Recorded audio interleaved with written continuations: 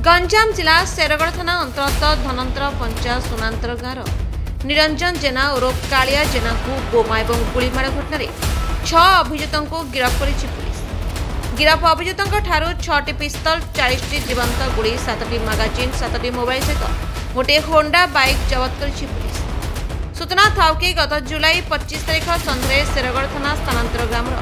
कालिया जेना को किसी दुर्बृत्त प्रथमे बोमा फरे गुड़ीमाड़ करते। घटना कालिया जेना गुरुतर आहत होता बेले प्रथमे ब्रह्मपुर एक घरोई मेडिकल पर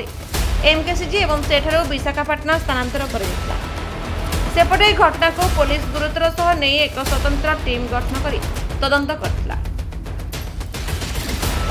घटना पछरे पूर्व शत्रुता और राजनीतिक शत्रुता थिबा बेले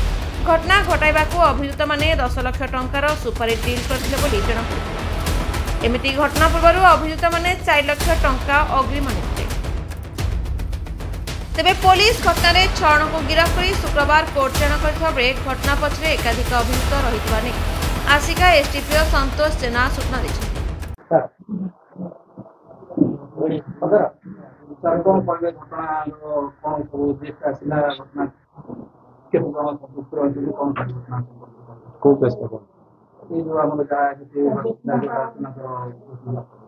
जानते गत 25 तारीख सन्धार सोनांतर कालिया और निरंजन जेना को किसी अजना दुर्बृत्त मोटरसाइकेल आसी मरणात्मक आक्रमण करते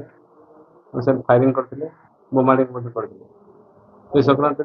मिसेस रिपोर्ट में शेरगढ़ थाना केस नंबर 318/25 भारतीय न्याय संहिता विभिन्न दफा आर्म्स एक्ट और इंडियन एक्सप्लोसिव सब्सटेंस एक्ट विभिन्न दफा मामला रुजु कराई मामलार तदंत आमर शेरगढ़ थानार सब इन्स्पेक्टर मैडम नहीं तदंत समय जना पड़ा जे किसी व्यक्तिगत क्रॉनिक शत्रुता पॉलिटिकल राइवलरी जो किसी दुर्बृत्त मानक किसी षड्यंत्रकारी व्यवहार करी कालिया जनक मरणात्मक आक्रमण करते। तदंत समय आम वर्तमान सुधा 5 जन षड्यंत्रकारी और जड़े आसला टोटाल 6 जन को अरेस्ट कर समुदाय 6टी बंदूक प्राय 30 राउंड अधिक गुड़ी 40 राउंड अधिक गुड़ी 7टा मैगजीन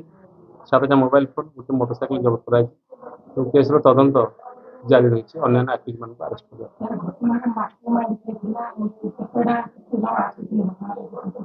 घटना सहित तो आम तदंत जहाँ कहे 3टा मोटरसाइकेल आसी जेहेतु इन्वेस्टिगेशन ऑन अच्छी से संपर्क में बेसिका विश्लेषण किसी करा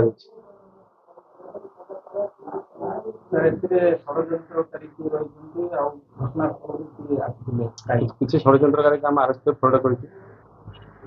सब प्राय मैक्सिमम षड्यंत्रकारी अरेस्ट फ्रड कर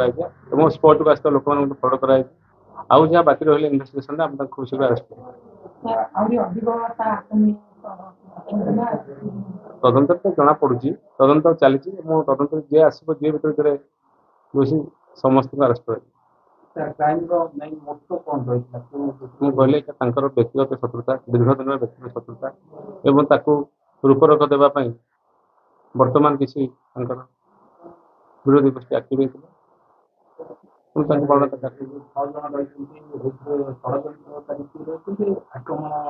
अच्छी आप षड्यंत्रकारी अच्छा 5टा अच्छा जड़े आसला अच्छी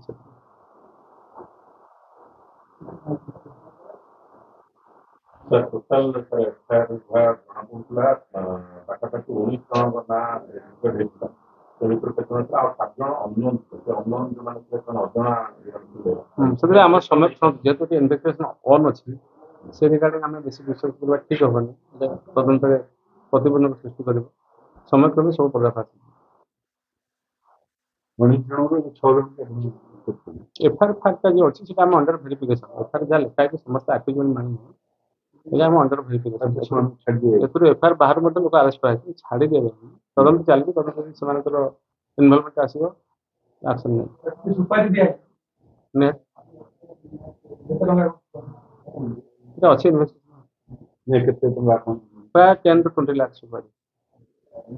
ପ୍ଲାନ୍ କେମିତି କିପରି ଭାବରେ ସେଟା ତ ଯେହେତୁ ଇନଭେଷ୍ଟିଗେସନ ଅନ୍ ଅଛି କହିବା ଠିକ ହବନି ତାର କ୍ରାଇମ୍ ପରେ କେଉଁ ଦିଗରୁ ଆସିକି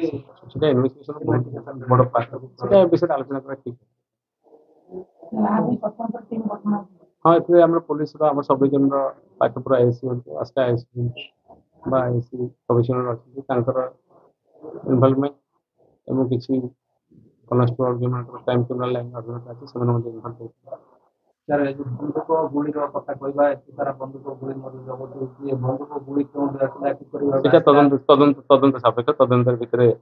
ସେଟା ଅଛି ଏକ୍ୟୁଜ୍ ନମ୍ବର 7 ପିଣ୍ଟୁ ପଟ୍ଟନାୟକ ଲେଖାହେଇଛି ସେଇଟା କଣ ପଲିଟିକାଲ ନା କଣ ସେଟା ତଦନ୍ତ ନାଇଁ ସେଟା ତଦନ୍ତ ଚାଲିଛି ତଦନ୍ତରେ ଯିଏ ଆସିବ ଏଥିରେ ଏଇଟା ତ ଡିସ୍କସ୍ କରିହେବନି ଯେହେତୁ କେସ୍ ଇନଭେଷ୍ଟିଗେସନ ଚାଲିଛି ତଦନ୍ତରେ ଯିଏ ଆସିବ ପୋଲିସ ତା ଯେହେତୁ ସାର୍ ଆପଣ କହିଲେ କି ଯୋଉ ରାଜନୈତିକ ପଲିଟିକାଲ ସେଇଟା ଚାଲିଛି ତାଙ୍କର ଆମର ମାନେ ଏମିତି ତଦନ୍ତ ଭିତରେ ପରିଧି ଭିତରେ ଅଛି ସେଟା ବାହାର କହିବ ଆମେ କହିପାରିବା ରାଜନୈତିକ ଶତ୍ରୁତା ବୋଲେ କଣ କି ପ୍ରକାର କହିଲି ଗୋଟେ କଥା ତଦନ୍ତ ଚାଲିଛି ତଦନ୍ତର ଜଷ୍ଟ ଷ୍ଟାର୍ଟ ହେଇଛି ମାନେ ଏଇସବୁ ଡିସ୍କସନ କରିବା ପବ୍ଲିକ ଠିକ ହବ ସେ ବ୍ୟକ୍ତି କୋଉଠୁ ସାର୍ ପିଣ୍ଟୁ ପଟ୍ଟନାୟକ ଯିଏ କହିଛନ୍ତି ସେଟା ଏଫଆଇଆର ଦେଇଛନ୍ତି ଏଫଆଇଆର ଷ୍ଟାର୍ଟ ହେଇଛି କଣ ସାର୍ ବର୍ତ୍ତମାନ ସମୁଦାୟ ପୁଲିସ ବର୍ତ୍ତମାନ ଯାହା ତଦନ୍ତ ପ୍ରକ୍ରିୟା ରହିଛି କଣ খুব শীঘ্র আমি করবো খুব শীঘ্র খুব শীঘ্র 10 ଲକ୍ଷ ତ 20 ଲକ୍ଷ କିଛି ଆଡଭାନ୍ସ ଦିଆ ହେଇଥିଲା ଏମାନଙ୍କୁ 4 লাখ 4 ଲାখ ସାର୍ ଅପରାଧୀ ମାନେ ଜିଲ୍ଲାରୁ ନା ବାହାର ଜିଲ୍ଲାରୁ କୋଉଠୁ ସାରିଛନ୍ତି କଣ বিভিন্ন ବିଭିନ୍ନ ଜିଲ୍ଲା ବାହାରକୁ ମଧ୍ୟ ଯାଇଛନ୍ତି ଏମାନଙ୍କୁ ଧରା ହେଲା କି বিভিন্ন জায়গা ধরা কহিও না ইনভেস্টিগেশন পার্ট